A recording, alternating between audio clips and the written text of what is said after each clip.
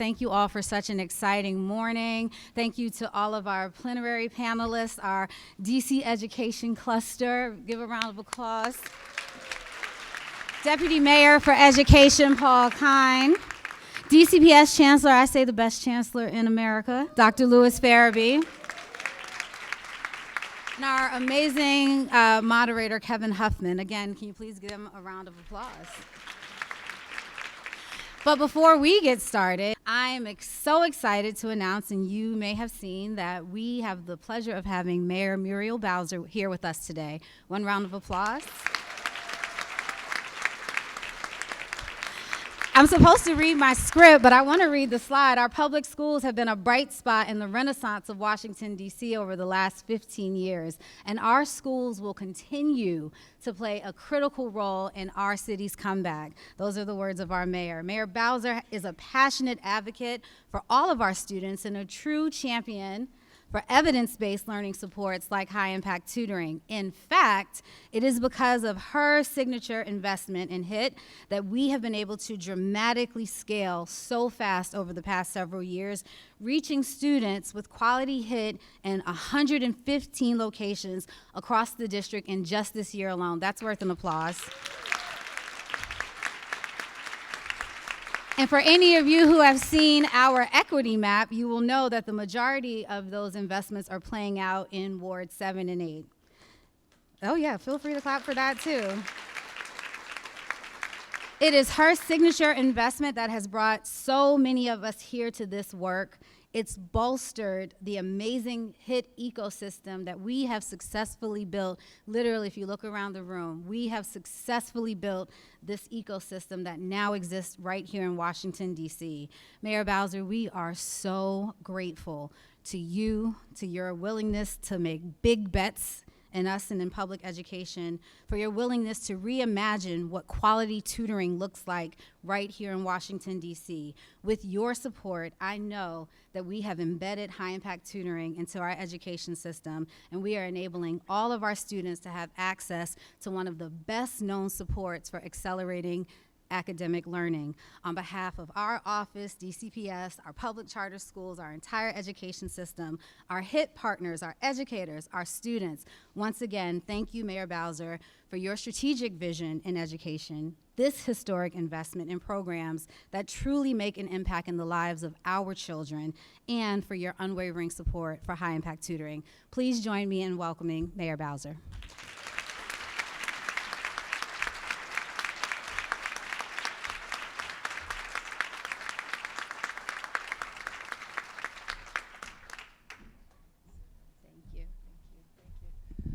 Well, hello, everybody. Good afternoon.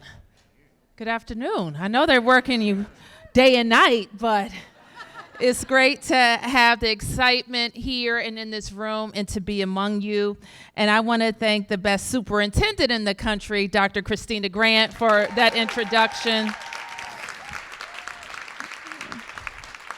And for the hard work she's doing for us and our entire public education team. I know you're going to hear from Deputy Mayor Kine and Chancellor Lewis Farabee and Kevin. Yes. All right, and Kevin. I too want to acknowledge Michelle Walker Davis, who I know wish she could be here today. And I do tell everyone about how fantastic our public education system is in Washington, D.C., and how I know for a fact that it is a part of what has brought our city back in the last 15 years, and it will be an integral part of our comeback. And it is also true that we've taken big bets in public education and taken big swings. And that has required that we definitely put the taxpayers' dollars to use. We actually have some pretty astounding numbers. In 2015, when I became mayor, our public schools budget was about $1.4 billion. In our upcoming budget, the public school investment will be $2.7 billion.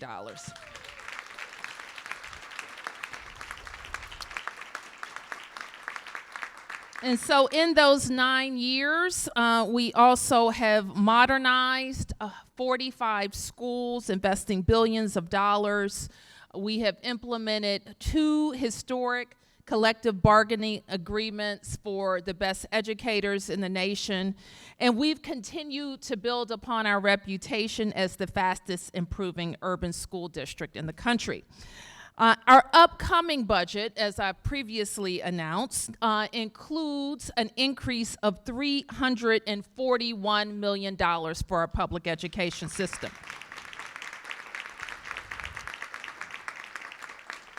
And so even with what I have described as a very sober budget, and I'll describe it today as a very, very sober budget in front of us, that $341 million increase will allow us to raise our uniform per student funding formula by 12%.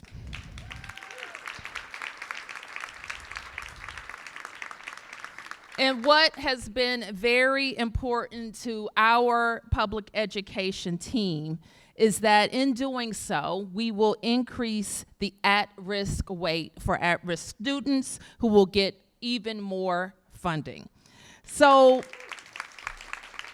when I say we've made historic investments, that's what we're talking about. We've nearly doubled our public education budget over 9 years. And that said, I know that even with this increase, this year our schools will also be making tough decisions. But know this, education remains our top priority. And it joins what I have said frequently has led to modern Washington's success, and that is consistent investments in public schools and public safety. So I was asked the other day why I'm so excited about DC and why you should be too. And I like to remind people we are the most important city in the world.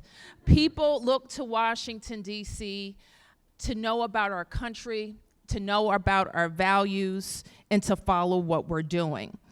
And I also like to remind people about what's special about public education in Washington. We have free pre-K-3 for everybody.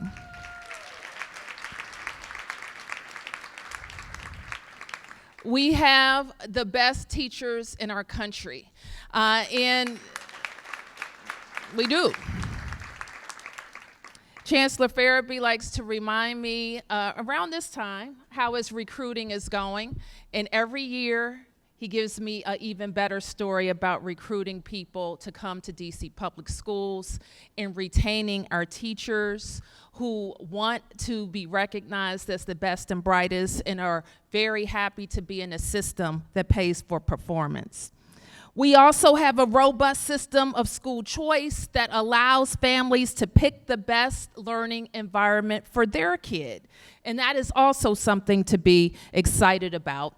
We're excited about our nationally recognized high schools that send students to the top colleges across our country. And that's also something for us to be proud of. We have a public education system that is responsive to the needs of our city's students, and one of the strongest examples is what you're talking about today, high-impact tutoring. And I want to thank City Tutor DC and all the tutoring partners for your help today. Please give yourselves a big round of applause. So if you're here, you know that high-impact tutoring is working. Last school year, we found that students enrolled in high-impact tutoring were likely to reach their math and literacy goals. A recent study also found that students in high-impact tutoring were most likely to attend school on the days that they had tutoring. And this is important. Middle school students experience the largest positive impacts from high-impact tutoring. So when we launched our program, our goal was to reach 10,000 students, and I'm proud to say that not only are we on track to meet that goal, but we will exceed that goal.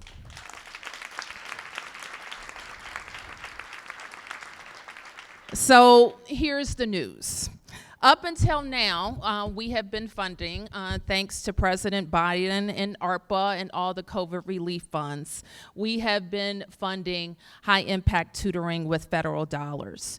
And I am proud to announce that in the budget that I will present to the council, we will replace those dollars with local dollars and invest $4.8 million to continue high-impact tutoring.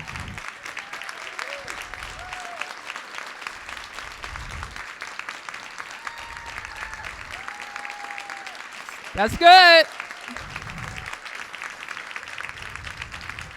But there's more. Oh, yes, high impact tutoring. Thank you. Wow, guys.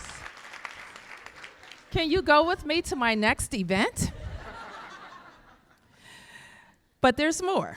And so last year, we also used federal dollars to focus on our energy on vocational learning in a unique blend of high school, college, and workforce training. I like to refer to it as modern vocational training. And our modern vocational training is the Advanced Technical Center.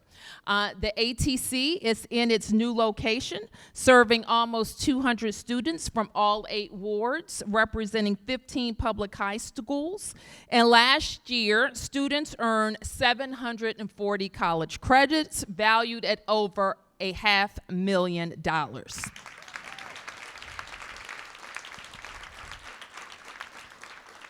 And it's another tool, like high-impact tutoring, to bolster attendance. Because like their colleagues who are in high-impact tutoring, Advanced Technical Center participants have higher attendance rates than their peers. So we are investing $5 million to continue reimagining high school in Washington, D.C. That will include $1.5 million to the ATC.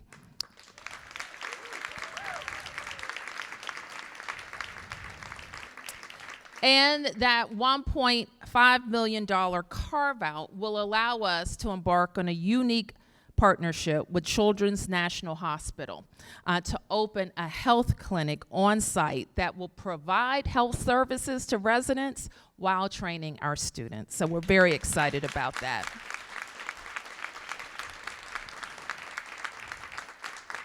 So another great new initiative, building on our success at the Penn Center, is a second Advanced Technical Center, this time in partnership with Whitman Walker Health Center at Ward 8 at the St. Elizabeth's campus. At this site, we will provide even more high school students with college credits and the workforce training that we need, and selfishly training our residents for the jobs that we need filled in healthcare right in the district. So yes, we will have to make some tough choices this year, but we're still making big investments that will change the trajectory of our students' lives. I also want you to know that we did everything we could to close our gaps without cutting into programs and services. In fact, these were the changes, the focus areas of our changes in the budget that you'll hear more about in the coming days. First, we looked for any good government cuts we could make. That's vacancies, better lease rates, and even turning off old devices not being used. And it turns out there were a lot of them. And second, we tried to preserve programs that protect the health and safety of our community, obviously. And third, we invest in pillars of long-term growth. Our downtown, which a vibrant downtown really supports our investments across all 8 wards in public safety and in public education. And finally, our teams, I asked our teams to prioritize the track record of success of programs and focus on programs that are working and focus on equity. And that includes high-impact tutoring. So I want to thank you all for making high-impact tutoring a success in DC. Thank you for allowing DC to continue to be a model for the rest of the country. And I want to thank you in advance for advocating for this investment. Thank you all.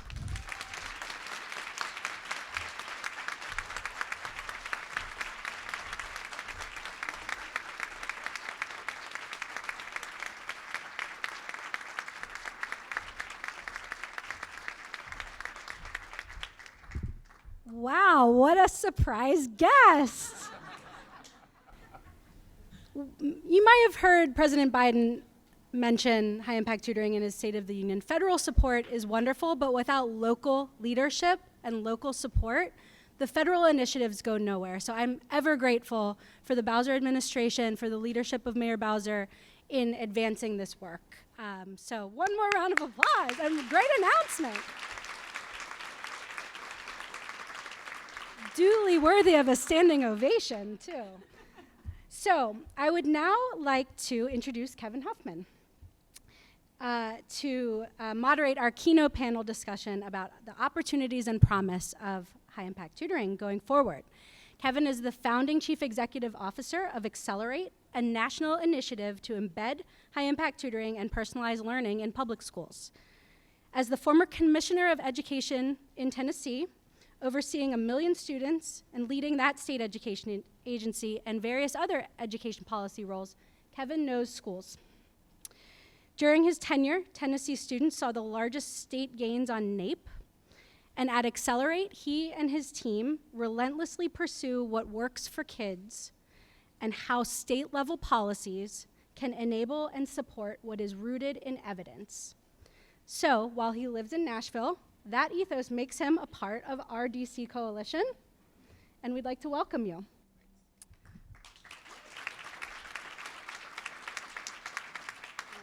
Good afternoon. I'm so honored to be here and so honored that the mayor came and made that big announcement. That's very, very exciting for the city. And I think the reason the rest of the country looks to DC is because in high impact tutoring is because you all have sustained a commitment over time.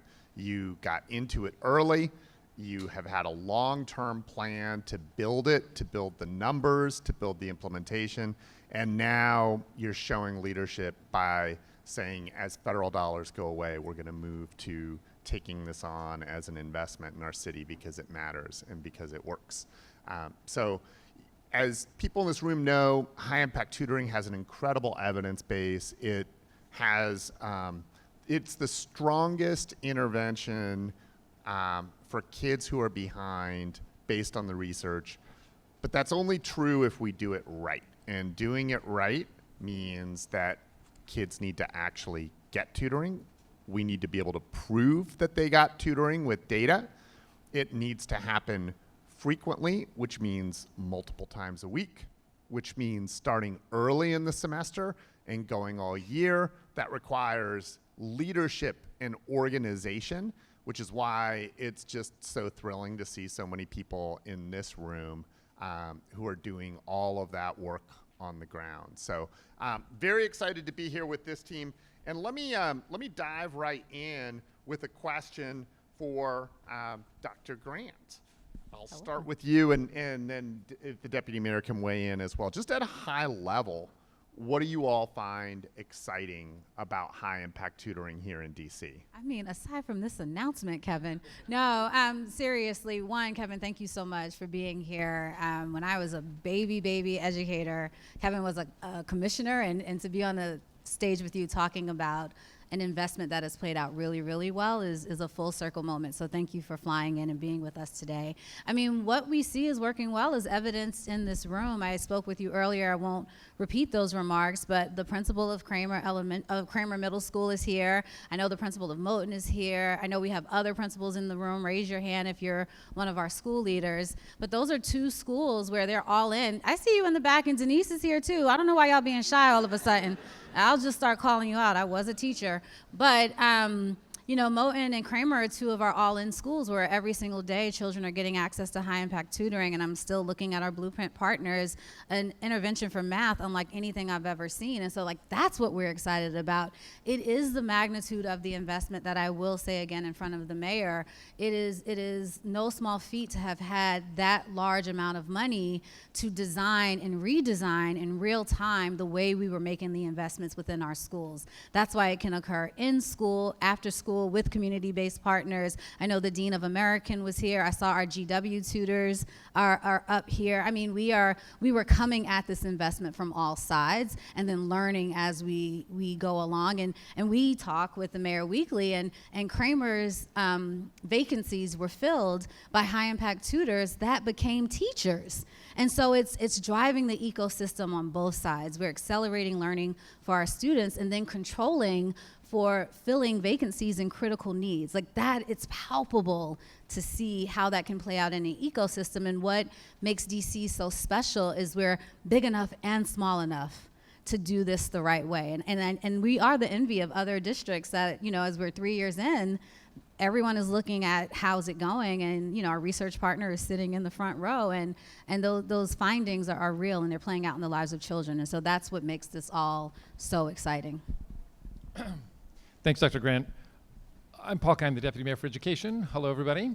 I will add two small things to what Dr. Grant has said. The first is I'm extremely excited because of this room and because of all of you. And what's going through my own head on a personal level is the moment in 2020 when we sat around a table with the mayor, the chancellor, the superintendent, and I, and the mayor said, how are we going to make sure, now that schools are shut down, that when kids come back, they are going to be able to learn? And we had done our research, and we basically said, it's high-impact tutoring. And we sat around that table, and the mayor said, okay, we'll put our money there. And that was a conversation that has blossomed into the energy and expertise in this room. And so that is extremely exciting. The second thing I want to share that I'm personally excited about, and this is a little bit wonky, so forgive me, there is a school of thought that is around something that is known as the new localism.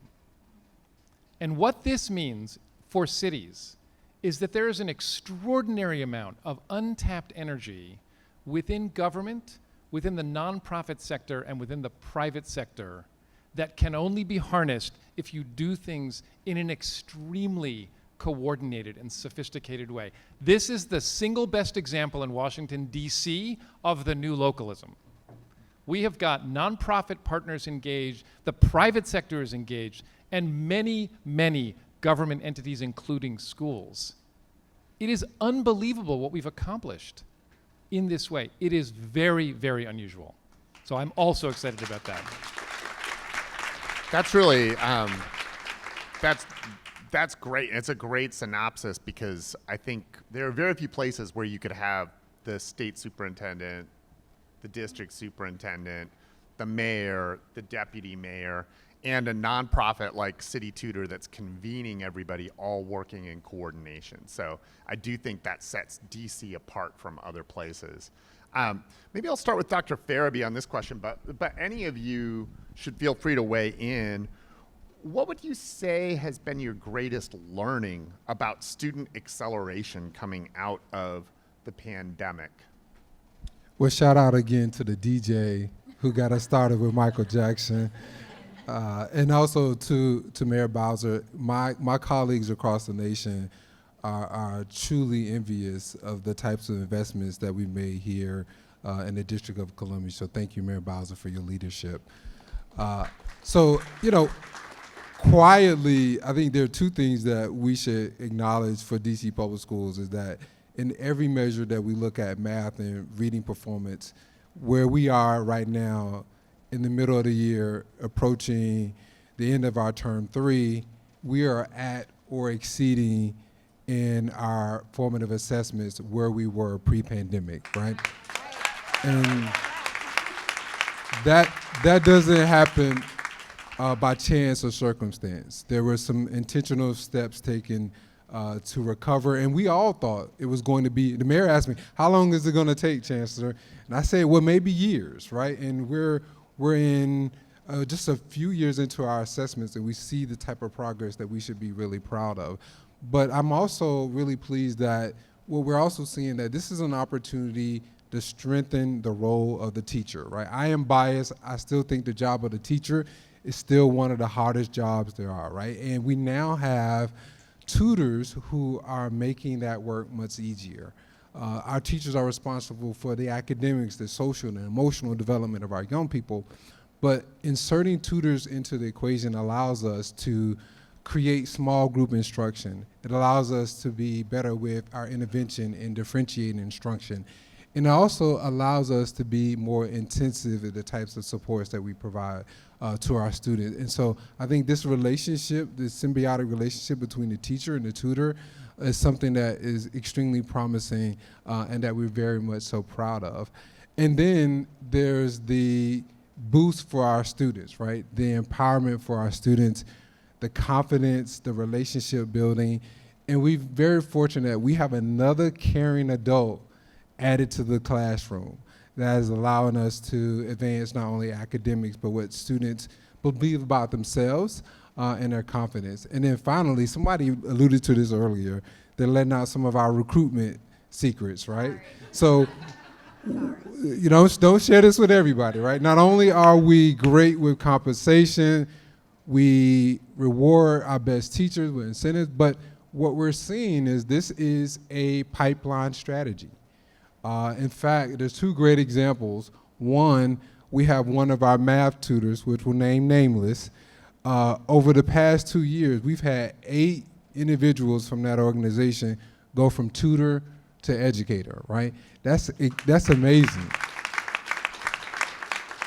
Secondly is my own story.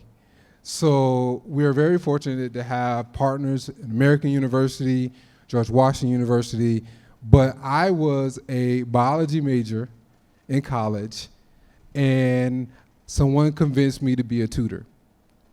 And I taught a young person to read, and it was intoxicating. And while I'm proud to say today that I'm a proud member of the family business as an educator, and my parents were educators, they never encouraged me to do the same work. But when I entered that classroom to be a tutor, it changed my life. And so we are hoping that this continues to also be a great strategy to build a strong bench of educators who continue our success here in DCPS.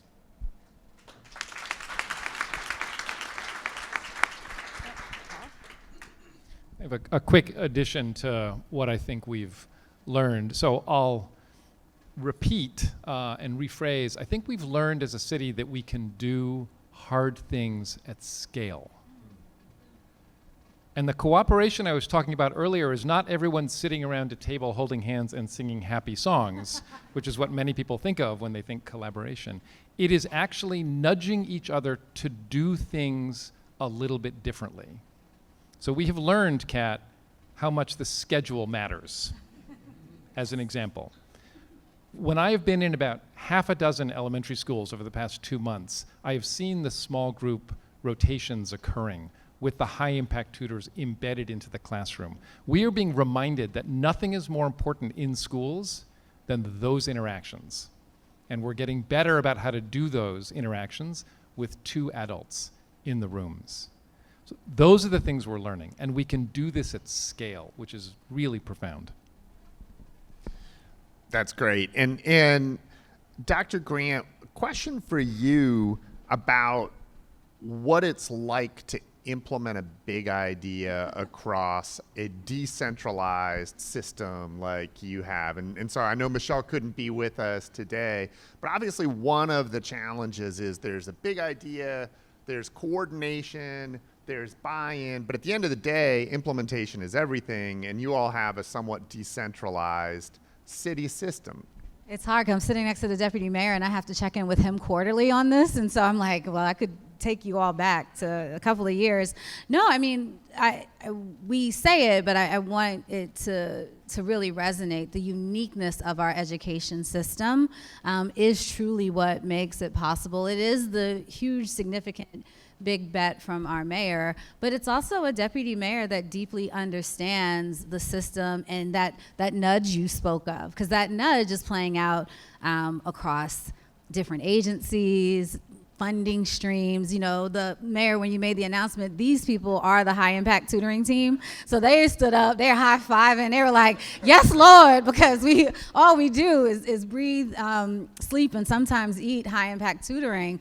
But the way it's not possible, truly is not possible, if you don't have not just a chancellor that you have a strong relationship with, but because of the uniqueness of our governance structure. It's important to note that we get to make investments to and through our schools almost in real time. When we stand up grants at OSSI, we can point the resources directly into a school, and it removes barriers from principals, right? So I was having this conversation with Principal Shelby. When she decided she wanted to partner with Blueprint, we'd already executed a contract that allowed, well, through City Tutor, they'd executed all contracts, so she didn't have to spend 6 months in procurement. She was able to say, I see the data. The data tells me I have a need to deepen my work in math. While I've already made significant investments in literacy, I've visited with this partner. They have come to my school. They have spent time in my classrooms. They are who I want to work with. And then two things. We on our side, because everyone knows the schedule is the most important thing, we provide resources to fund high impact tutoring managers. In fact, Jaleel is sitting right here. He's the one manipulating the schedule, identifying students, building out the culture for an entire middle school. And then the principal can turn a key and say, this is the partner that I want to work with. And all of that is happening behind the scenes. She's not on the phone with downtown, and anyone who's been a principal knows, like, you could live on the phone with downtown forever. She doesn't have to do that. She doesn't have to make those phone calls, engage in those conversations, do that back and forth. She has a deep relationship with City Tutor. Every single partner that we have subgranted resources to, those nudges is what is making this possible, where in certain jurisdictions, it would take years. But the uniqueness of our system, through, honestly, our governance model, is what allows us to make these big bets at this macro level, but then also go see it. And I think that is a truism. I don't know if there's anything you'd add there. Dr. Farabee, I wanted to build a little bit on what you were starting to get into with the talent pipeline and the idea of tutors playing a role in the talent pipeline. How do you see that opportunity playing out over time, and how do you see tutors fitting into a broader talent ecosystem in the years ahead for DCPS? Well, it's a perfect time for us because we recently launched our next iteration of our capital commitment, which is our 5-year strategic plan and roadmap for excellence. And, you know, the heart of that, which has been DC's story, is our people and our partners. Right now, to think about all the partners that we've had that have allowed us to be as successful as we've been, have been so open to the professional learning. So even you, Kevin, highlighted that you got to do it, but you got to do it right. And the partners have been so impressive in the types of professional learning experiences that they've joined with our teachers, and also helping us diagnose student needs, right? What are the look fors? How can we be more precise with the type of interventions that we're employing as part of our high impact tutoring? And so while we've learned a lot, I think there's a lot more that we will learn together. I can't say enough about our higher ed institutions. When we went to our colleges and universities, they were open arms, and we're really proud to have that presence and to have those students in our community. And I can only see that continue to grow as we've been a force together. And again, the hope is we will continue to use this also as a pipeline opportunity to get young people excited about going into the classroom. But the thing I think is really valuable is the well-being shift that you see in young people when you just add that caring adult. And I know I said it earlier, but I just want to reiterate that fact that, I think about, we got principals here, I think about one of our middle schools where Susan Middle School, we had a young person who was, not having a good day.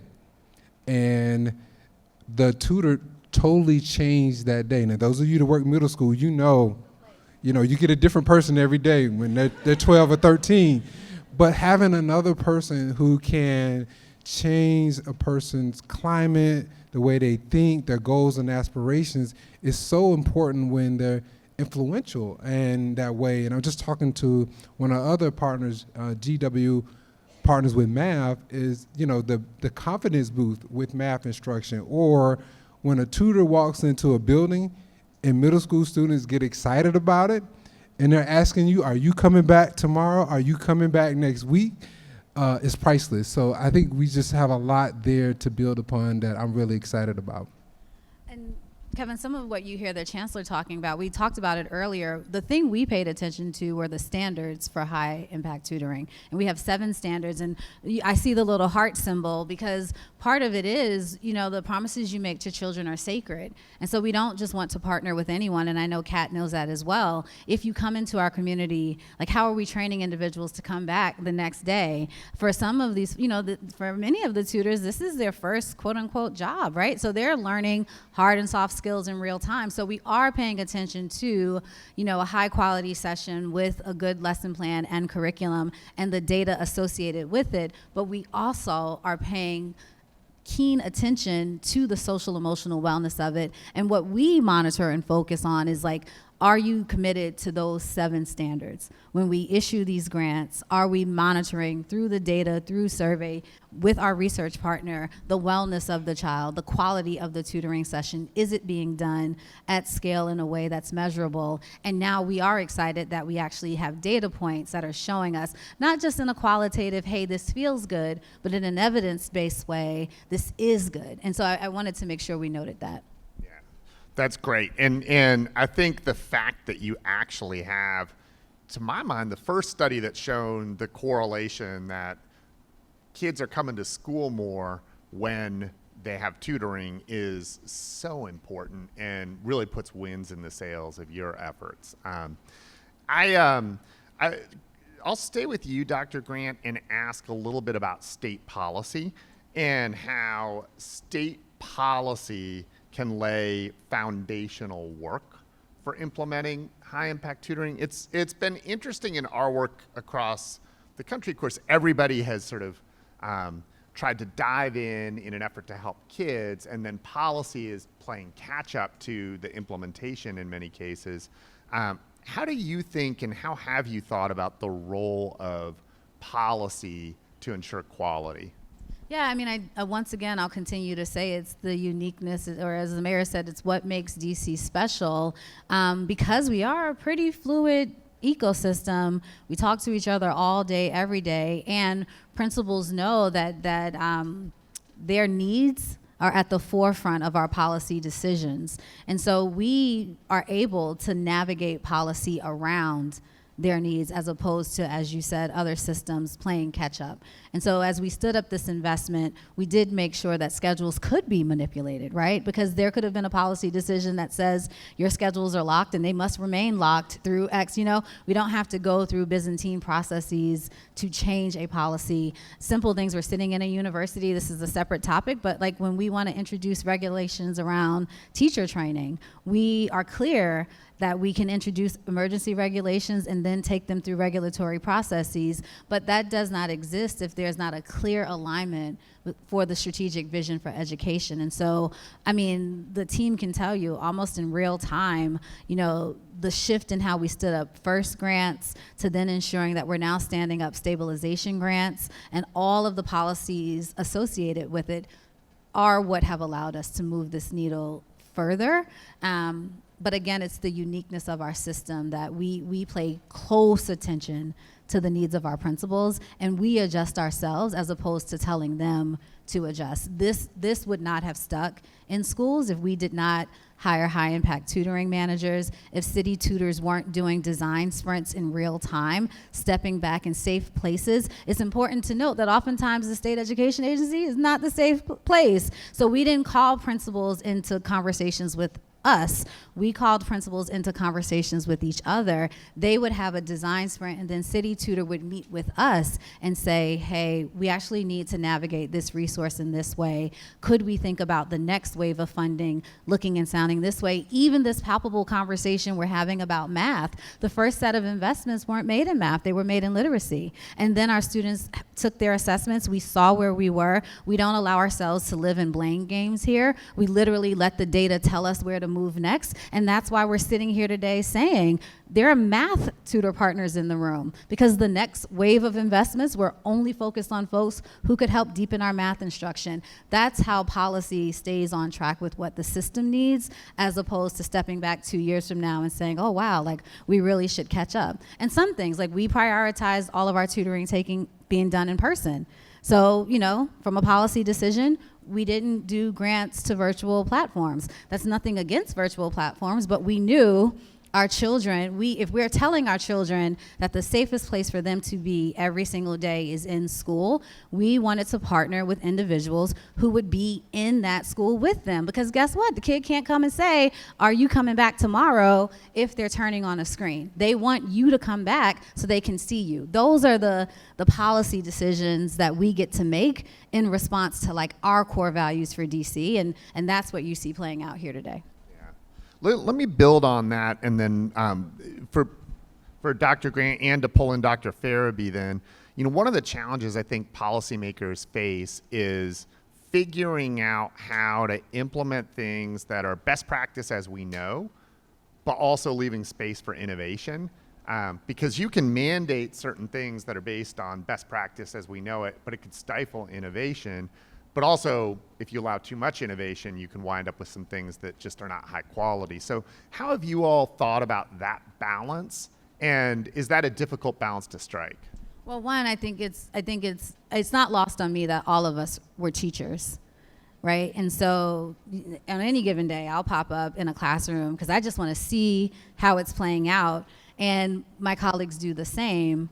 And then it's the guardrails. So they spend a lot of time thinking about how we set up the investments. We were having a conversation around data sharing agreements. Like if you know, not just because the mayor is sitting here, but we've made deep investments in our data infrastructure and our ability to collect data in unique ways. And yeah, I was the grumpy person that led the change of attendance code collection changes, because we weren't collecting attendance in a way that deeply helped us understand where children were, how they were learning, how it took place. Now that was 2 years ago when schools were not particularly happy, but 2 years later, we have this research finding, because we made a policy decision to change our attendance collection policy. So there is this push and pull, and I think we do a really good job of playing sometimes the good cop in it, and then sometimes saying like this policy decision is the right decision, but it's gonna create space for us to think about the right ways to innovate. And I'm gonna give the microphone to the deputy mayor, because we're now in an environment where we're gonna have to do better, or we're gonna have to do the same or better, I would say better, with less resources. That only happens when you're strategic about where you can innovate next. We're being strategic today to say we're gonna keep innovating around high impact tutoring, but we've done other things that we know, like actually we don't need to focus on that anymore. And so that is some of the tension that I think exists while we do this work, but I'd love for you to weigh in. Thank you. So I think from a balance of autonomy, we certainly have recognized, and in every way we allocate resources to schools, that our school leaders, they have the local context, they know their students, they know their school communities, and there's no perfect recipe or blueprint that applies to all schools. So we recognize that. We have core principles that we ask everybody to follow, but it certainly plays out differently. I think a couple drivers is the expertise that people have on staff. Some of our schools rely more on educators that are in the building. Some of our schools rely more on partners. Fascinating is we have more paraprofessionals engaged. We're really excited. We have a promising practice in our early grades and kindergarten and pre-K around the support of our paraprofessionals in tutoring and math. And I also think, the number of students, the time of day, scheduling, you heard Dr. Grant mention that as well, looks very different for each school. And so I think it's important to give that flexibility so they're nimble and flexible and best able to meet the needs of their student population. Okay. So as you think about the paraprofessional question, it's interesting. So I know there's a program that operates here in DC that I got to see in a different city that delivers via paraprofessionals. And one of the things the principal told me is there's a lot of change management you have to do within a building. Principals have to communicate well with their staff because staff are used to using paraprofessionals in a particular way, and now you're deploying them differently. Can you talk a little bit, I'll start with Dr. Farabee, about how you build within the system the kind of communication that leads people to be bought in that this is a good investment? Well, I think first it starts with honoring the expertise of our paraprofessionals and understanding that they are an essential part of the teaching and learning process in the classroom. They're not there just for administrative duties and responsibility. They are a part of teaching and learning. Secret two on recruitment and talent is many of our teacher assistant, teacher aides become teachers in DCPS, right? And the type of professional learning experiences that they have that build that pathway often begins with how we embrace the supports that they provide. And I can't say enough about how open and welcoming our paraprofessionals have been to those types of experiences. And I also think it also helps the classroom teacher, right? Like I said earlier, all of our tutors strengthen the role of our teacher and allows us to differentiate based on the needs in the classroom. I'm going to have the deputy mayor weigh in on the attendance study and just broadly, what have you learned and what are you still trying to figure out about student attendance and how to ensure that our kids are coming to school at the numbers that they were pre-pandemic, and talk a little bit about the study and whether that's influenced the way you're thinking about this. I think the study reinforced how we think about attendance more broadly. I mean, attendance is incredibly important to us. I remember when I started my job in 2018, Mayor Bowser reminded me that I was going to oversee the Everyday Counts Task Force, which is the citywide coalition that supports improved attendance. And over the course of the pandemic, as you all know, chronic absenteeism went up. We were very pleased to see it come down 5 points last year.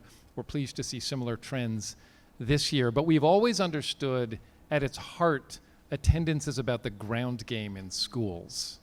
Attendance is about what's happening in schools. And I think this study on high impact tutoring reminded us that it is that interaction between the adult and the young person that causes kids to show up every day.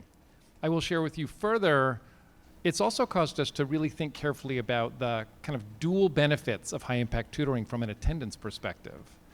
The first benefit you get is from the activity itself. Like the kid is getting great instruction with a caring adult, they're showing up more regularly. We need more of that everywhere. Secondly, it actually provides a very important future benefit for attendance. The students that actually are the worst attenders in our school are 9th grade repeaters. So students that are not being successful in school are more likely not to show up to school. And if we have this strong intervention early enough and as we go along, these students will attend more regularly in the future. So you are doing work for today and you are doing a lot of work for tomorrow. So Dr. Grant, obviously, you know, with the mayor's announcement and showcasing the commitment to moving towards funding this has been a big question, I'm sure, for people in this room and people across the country is, when federal relief dollars go away, are we going to maintain that commitment?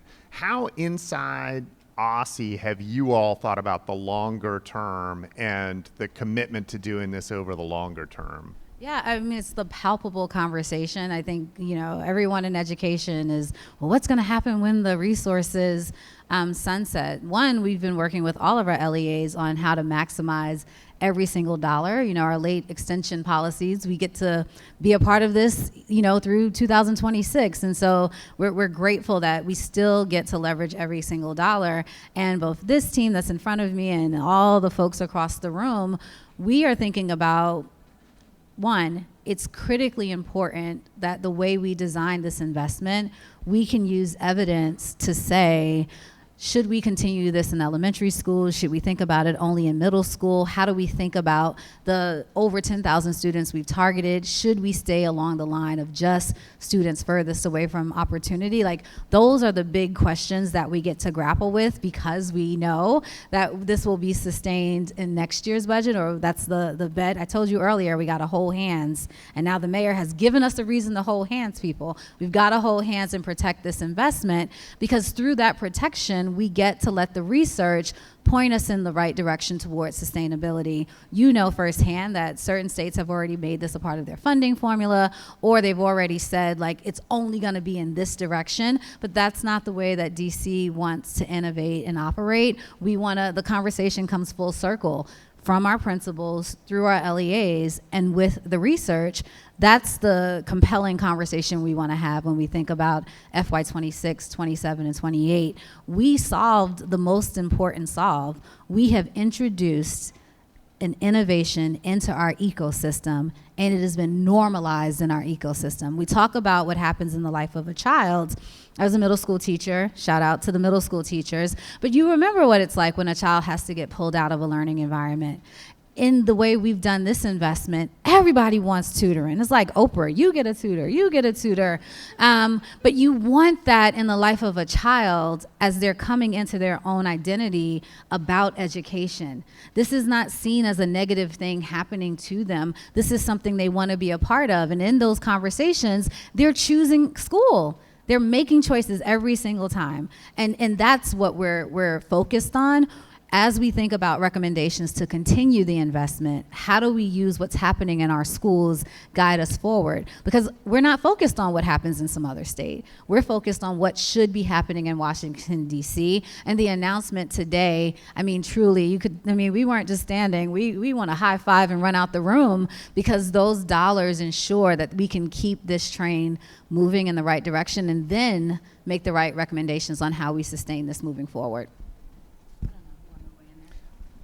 I will add briefly that nothing breeds success like success. That's right. And we have a track record here, Mayor Bowser, of investing in things that actually move the needle for kids. So what you are doing with all of your incredible work is ensuring a sustainability. I'll build on that with the chancellor.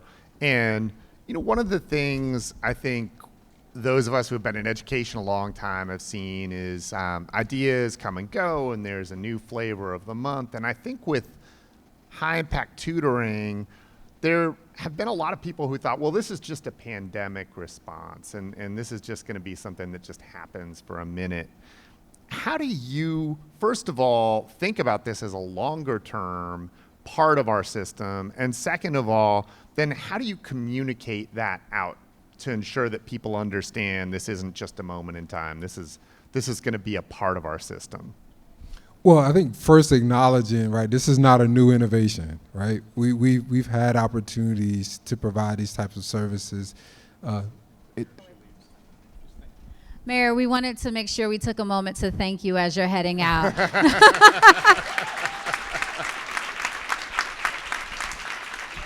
Sorry, Chancellor. No worries. He said, Dr. Grant, somebody's mentioned a nudge. That's not a nudge.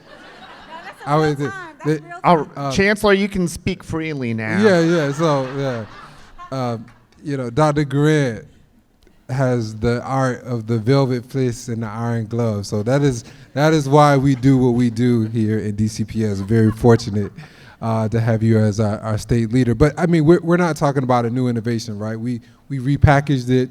And for us, I think in DCPS, when I think about our 3 strategic priorities, I see this as a strong force for the future. One, we want our students to be succeeding academically, right? And so this is a part of our strategy to ensure our students are mathematically strong and to continue to keep our eye on the work we've done around the science of reading. Secondly, we have a priority around our students feeling connected to school, right? And we know when young people are connected to school, they're at their best. I think Deputy Mayor Kine pointed out when students aren't experiencing success, they don't come to school. And so we see this as a key lever to ensure that our students do feel connected to school with their tutor and the educator, and they are experiencing success. And then finally, students are prepared for what's next. And so we see this as a strategy as we're preparing our 3-year-olds and 4-year-olds to be positioned for success in kindergarten with all the prerequisite skills. We're already seeing very promising results in that transition to middle school with a focus on our 6th graders. The 9th graders has been highlighted. And so we see this as an opportunity in every phase of the DCPS continuum to ensure that we're better and our students are stronger and ultimately prepare for college and career when they graduate. So I see this as not flash in the pan, something that has been around for a while. We do know, and we've acknowledged, which is I think is important to recognize, that we do provide additional dollars to schools, more students in need, because we know that some families have an opportunity and the resources to provide tutoring outside of the school day and through their personal resources. And so we want to make sure that we continue to invest where we know our students need it. And I think this is one of the ways we do it, but I'm excited about the people in the room and the partnerships that we've been able to create. So I want to take this a little to data and to the question of fidelity of implementation over time. And maybe I'll start with Dr. Grant and then go back to the Chancellor.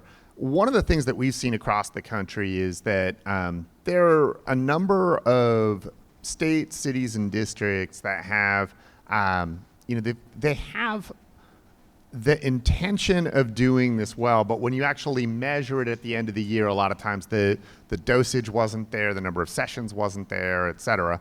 How do you think about tracking the results, reporting out the results? How do you do it in a way that maintains a continuous improvement mindset rather than a punitive mindset, but still ensures a fidelity of implementation? Well, I'll pass the mic to Dr. Grant, but we look at weekly, right? This is something that we track regularly, and we know who's being served. We know where. We know who's serving them. We also know the academic gains and opportunities that exist. And so this is something that not only we're excited about the implementation of the actual service that's being provided, but also the level of coordination and monitoring that we do together. So you didn't have to pass the mic. That was, no, I mean, I talk about it, but the 3 of us, we sit with the mayor every single week. And in real time, we are looking at the data and performance of our schools. And I talked about the uniqueness of the design. It's interesting that like the 2 trusted sources are sitting on both sides of me. Part of the reason that we can deeply understand what's happening at the school level with the partners, who is receiving tutoring, which way and how, is because of the partnership with City Tutor. That's the most strategic decision we made because we knew early on, like, this is the high impact tutoring team. We did not hire 100 full-time employees to work at the state level and like look into the schools and say, hey, schools, do this. We made strategic grants with partners who then could ensure that they had the bandwidth, the skill set, and the capacity to be at the school level, to form the relationships with principals, to navigate the way that the data would be collected, the type of the session that's being held, and have a high bar for quality. Those 7 standards that we're holding ourselves accountable to just don't rest at the state level. They rest with our partner with City Tutor and with all of our grantees. That is actually how we can ensure in real time this investment is playing out well. And we have been able, y'all have been able to tweak in real time when we've realized that we needed to course correct in response to data. And then that turns to the research partner. You know firsthand the ability to execute a data sharing agreement that allows for the free flowing of data in a way that they can do the great work that they need to do. Because fun fact, I don't have a research team at OSSI. And in some respects, even if I did, it's one thing for us to conduct our own research. I can tell you about the growth that's taking place with our schools based on our standardized assessments. But it's I don't want to say it's more valuable, but it is meaningful when you have a third party evaluate the effectiveness of an implementation, and that third party, separate from us, can report back and say, these are the areas, or this is the evidence that says that the investment is paying off, and these are the areas where you need to improve. That nimbleness on both sides is why I think we find ourselves sitting here today. I think it was, and that was not just my decision, that was an aligned decision to say that this investment would not live at the state level, or it wouldn't solely live inside one LEA, that the investment would be leveraged in ways that individuals could directly be in schools and provide support, and that those individuals did not work at the state education agency. I mean, I think that continuous improvement mindset is just critical to making this work. And I know that it's genuine because while I was sitting here in this room, a tutoring coordinator came up to me and said, well, you all went to my school in September. Here's what we've learned since then. Here's how we're thinking about doing this for next year. And that's what you want. You want data to inform continuous improvement and inform the decisions. So let me ask each of you this longer term question. So it's 5 years from now. And of course, we're still implementing high impact tutoring. What does it look like in... Yep, get excited about that. And the mayor's just made an announcement that it's 10x an investment to what she announced today. And what are you all?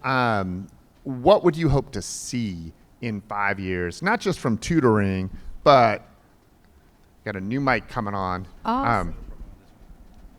What would you hope to see, not just in terms of tutoring, but in terms of the effects on the system? So how do you view this over a longer term arc?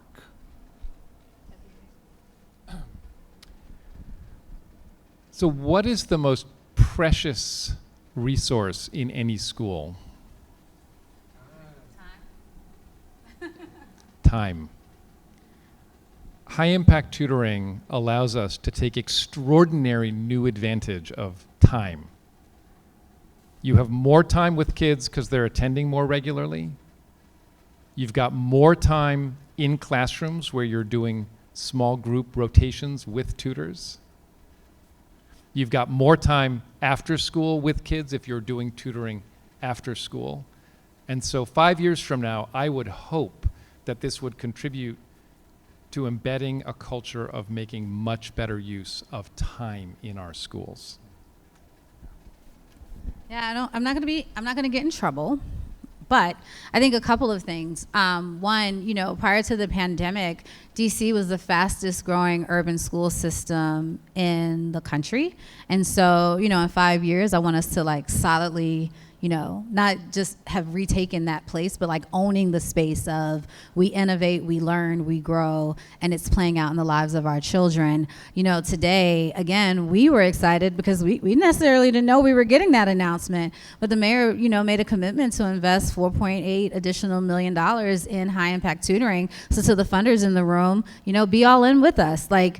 Help us, the 5 years gets faster if someone wants to give us another $5 million, right? So, and I'm not joking, every single dollar, right, is palpable. We talk about what's possible with public-private partnership.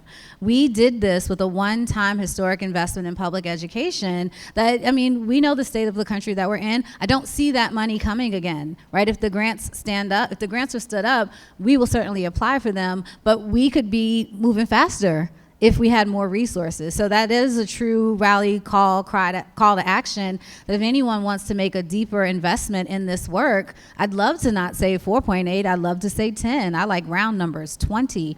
Because then in 5 years, I could say what is still true today. Our graduation rate is up. We have the highest enrollment that we've ever had in Washington, D.C. Our assessments show that our students are growing and moving faster to proficiency. But in 5 years, I wouldn't have to be talking about this gap that we see in this investment, where students who have always had access to resources, always had access to tutoring, and we are shifting that narrative, because if you literally look where government tutoring is being implemented, it is in places and spaces where those families did not have tutors because they didn't know tutors were important. They just didn't have the resources to do it. So in 5 years, I'd love for this to be baked in our ecosystem, that any principal could look up and say, hey, I see this gap in my data. I want to form this partnership to control for it, and we have resources set aside that allow for that to be true, because then we stop talking about achievement gaps, because they're not gaps that were caused by children. They're gaps that are caused by access. And access is driven largely by zip code. And we know in Washington, D.C., we can control for that. We know that today. So in 5 years, we shouldn't be talking about what we're talking about right now. We should be showing evidence that all those metrics that we're improving on now are true, but we've dramatically changed outcomes for the children in our city, for all of the children in our city. Yeah, thank you. I'll be real brief. I think, the double click on time, I think with AI and advance of technology to be more precise with scheduling, I mean, in this age, we can create very individualized schedules. I see us taking advantage of every minute we have in a day to schedule these types of services with students. I do think we've seen a promise in connecting the home. I think there's, over the next 5 years, a way in which we engage families, parents, and guardians in this effort around tutoring. I think there's a lot that we can learn in the next 5 years. But I also just believe that this is an opportunity to go further and faster. And not only will, I think we'll be on a journey of recovery, but our students will be succeeding academically and much stronger than we've seen before. I think what's powerful in what you all said is you're connecting tutoring to bigger goals and to a bigger vision. And I think that's how this sustains. I think tutoring sustains when people see it as in service of something that is bigger and more important, and not as a standalone program, but as something that drives the kind of results that we all need to see for kids. And I'll just close out by saying it is incredibly impressive to see what people have built here in DC. I remember after the pandemic understanding that then City Bridge was getting engaged in tutoring, and understanding that DC was trying to start implementing tutoring, and to be in a room like this with so many people who are doing this work, to have the mayor stand up and say, we are today effecting a transition from something that was an emergency federally funded program to something that's going to become part of the fabric of the work, and to hear the leadership of the city's education ecosystem commit to this as an ongoing part that's going to drive achievement is inspiring. And I look forward to sharing it with other districts and states across the country. So thanks to you all for all the great work that you're doing, and I will hand it back over to Kat.